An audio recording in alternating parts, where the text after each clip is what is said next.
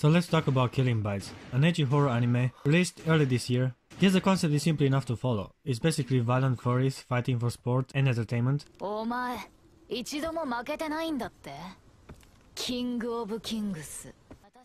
Now this title is obviously aimed to a more mature audience, something that can be noticed right from the start, considering its darker themes, gore, and slightly more mature than standard main character. The show starts with him being tricked into participating in a kidnapping of a teenage girl.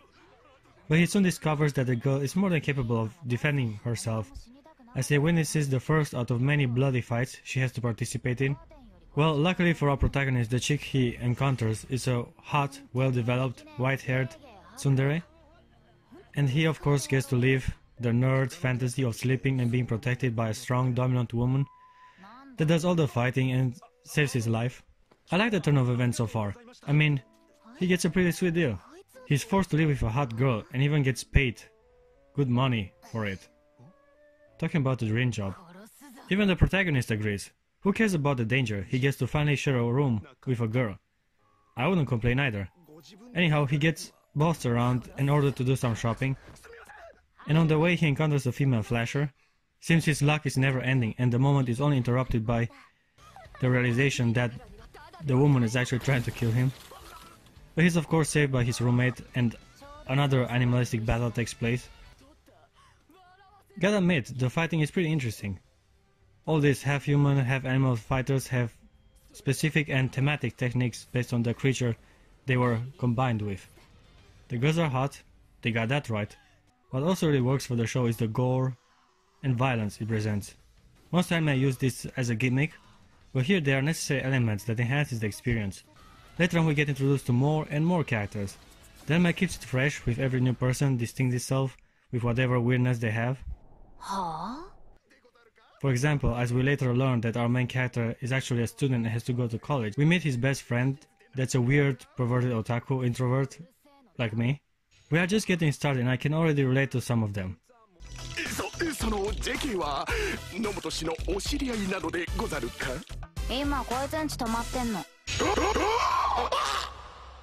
But what really got my attention is the new hottie that approaches Ratel in the woman's bathroom. Her name is Rosa.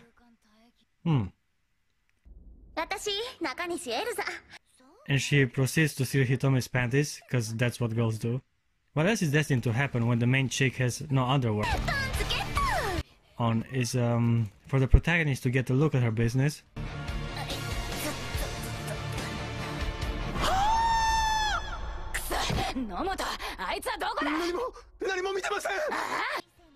But the new girl manages to get on top. Sadly for her, that's not enough to defeat the opponent. Unfortunately, they get really interrupted by other furries lurking in the forest. It looked like they were having a moment. All the blood and sexual tension. I wouldn't have minded a little lesbo action between them. I guess we get just that one episode later. Just the girls mating our sisters.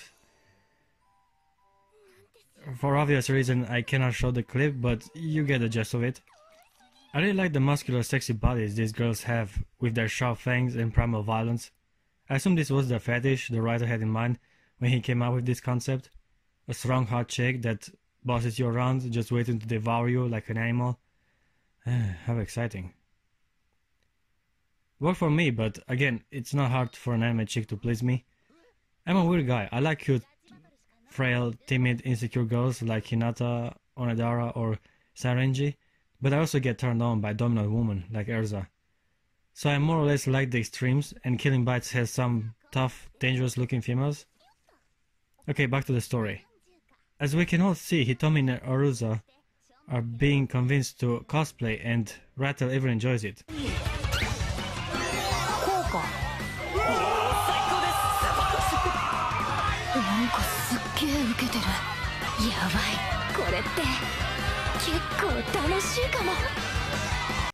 But this is just a little distraction from the plot that's waiting for him back home.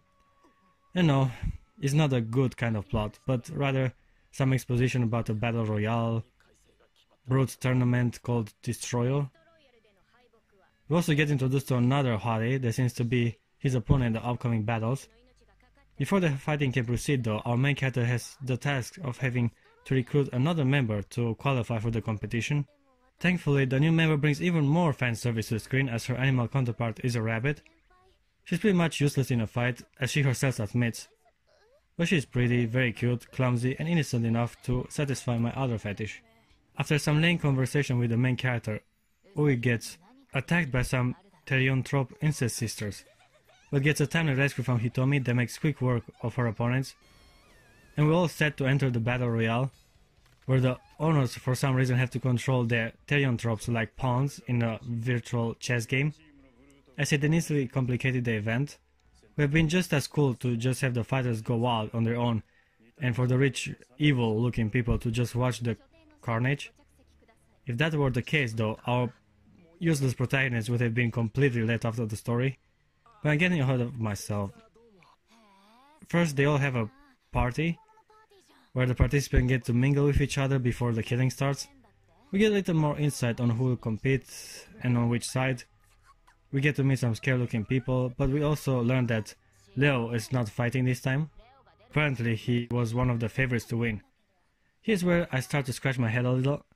Leo was the first opponent Royale defeated, like at the beginning. He was defeated by a newcomer, and yet this show insists that he's still relevant. But let's say he actually is that strong and Hitomi is just the better fighter. Wouldn't that make her the favorite of the competition then? And for some reason people don't take her that seriously.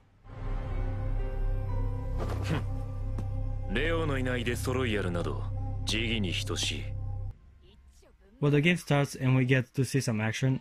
This is an all-out battle royale. An unexpected team seems to be forming up to tackle down stronger opponents.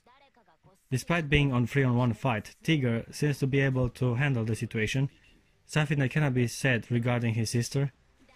She got herself cornered and immobilized by a weirdo that's way too excited about his work. Thankfully she gets a timely rescue and we end up with a back-to-back 2-on-2 match. Sadly, despite the fight being engaging and visually impressive, we also get to look at some mediocre CGI. Why couldn't they have animated the snake guy just like everyone else? The show seems to have a budget, since everything else is decent, unlike other shows out there. For a while now, it seems like the good guys are losing, and for some reason it feels kinda good to see Hitomi being knocked on the ground a few times. We get some pretty nice shots of her tight body.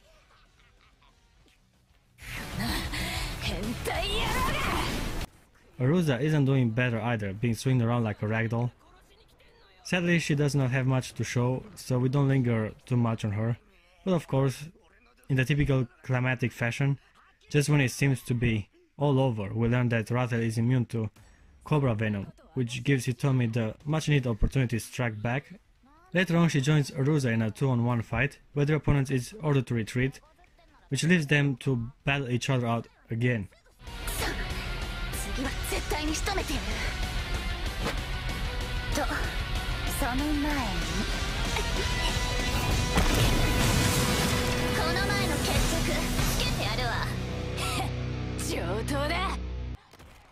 All that violence, blood, and tension must have gone to their heads, as instead of fighting they start mating with each other. I actually suggested this exact turn of events a few minutes ago, when I witnessed their first encounter. Great minds think alike, and it seems the writer didn't want to miss the opportunity of having some lesbo action take place. Sadly, I cannot show too much on YouTube, but I strongly recommend you check it out for yourself. It is well done though. Tongues are coming out, spill is drooling, and bodies rub on each other. If only it would have been a little longer. I mean, the anime is made for mature audience, so why not go all the way with nudity and intercourse? Still, it was hot and well executed. Yeah, episode 7 is definitely something to anticipate when you start watching Killing Bites. Now the show desperately tries to make the destroyal have more consequences and meaning than it actually has.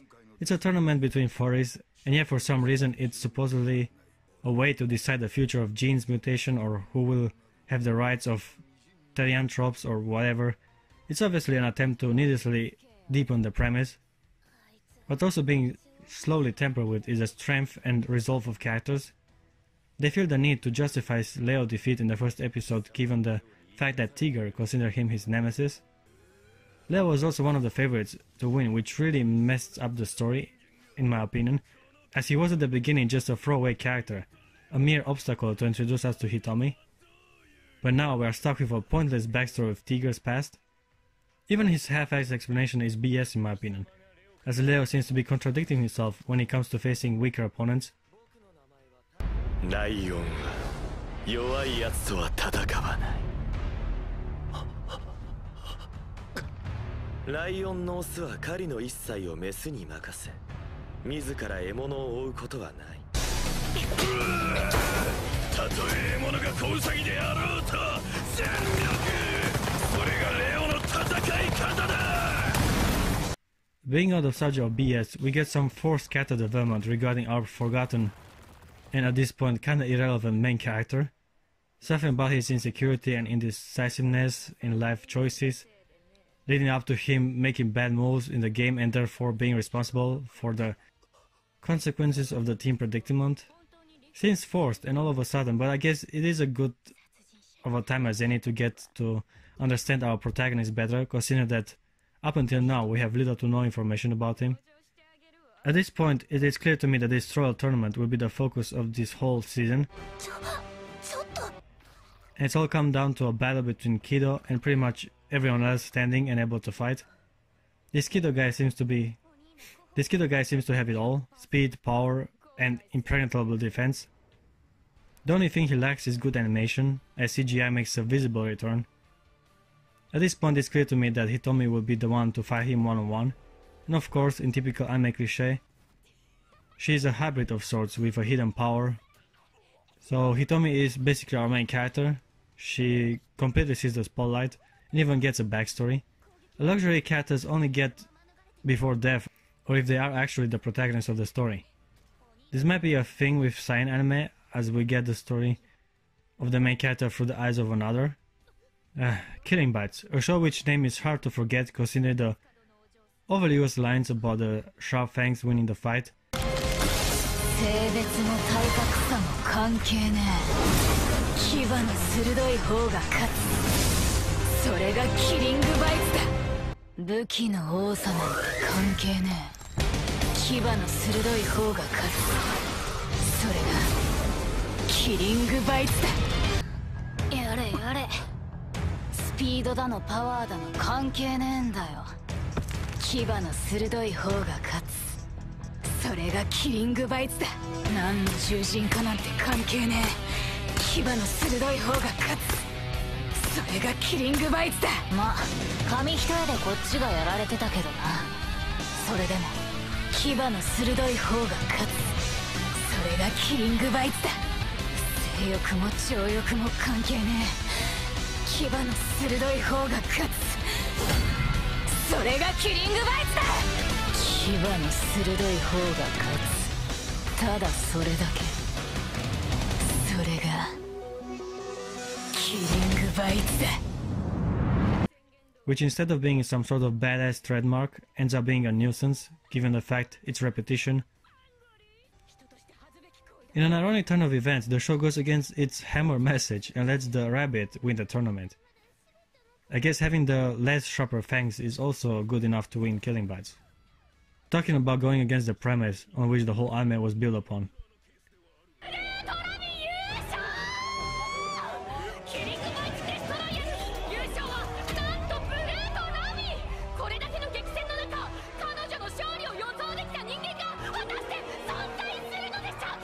As the anime is near to its end, we get some unexpected turn of events. People kill each other in the conference room. The commentator lady can actually fight. Leo makes his previous psycho master a sex slave. And Hitomi kills our main character as he confesses his love to her. それじゃあお前まるで告白じゃねえか。あ、え？今までありがとな、野本。